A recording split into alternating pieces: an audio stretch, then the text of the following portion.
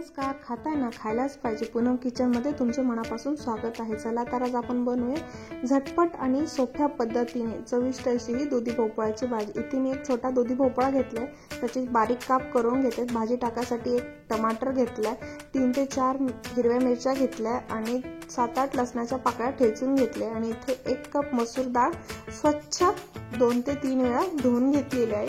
ही भाजी आता आपण कुकरमध्ये बनवणार आहे, त्याच्यामुळे झटपट 7 ते 8 मिनिटात होणार आहे. इथे 2 चमच तेलामध्ये जिरे, मोहरी, आपले ठेचलेला लसूण, हिरवी मिरची, टमाटर टाकून आपण छान परतून घेऊया.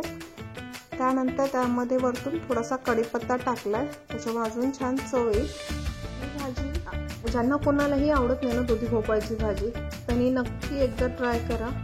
एकदम छान लागतो आणि सकाळच्या गडबडीच्या टिफिनमध्ये पण देण्यास एकदम ही उत्तम भाजी आहे. दुधी भोपळ्याचे आपण काप टाकल्यानंतर आपले डेली सुके मसाले टाकून घ्यायचे. याच्यामध्ये मी हळद, तिखट, धने पावडर, थोडा गरम मसाला आणि चवीनुसार मीठ टाकून घेतलेले आहे. आणि इथे मसूरची डाळ टाकायची आहे. त्याच्यामध्ये आता आपण 1 वाटी पाणी टाकून 2 ते 3 शिट्टी आणून घ्यायची आहे. त्यानंतर ही आपली झटपट अशी भाजी दुधी भोपळ्याची तयार आहे. गरम गरम पोळीसोबत खा किंवा भातासोबत खा, एकदम चविष्ट लागते. ज्याला कोणालाही दुधी भोपळा आवडत नाही ना भाजी खायला, त्याने तरी नक्की ट्राय करून पहा, नक्की तुम्हाला आवडणार आहे.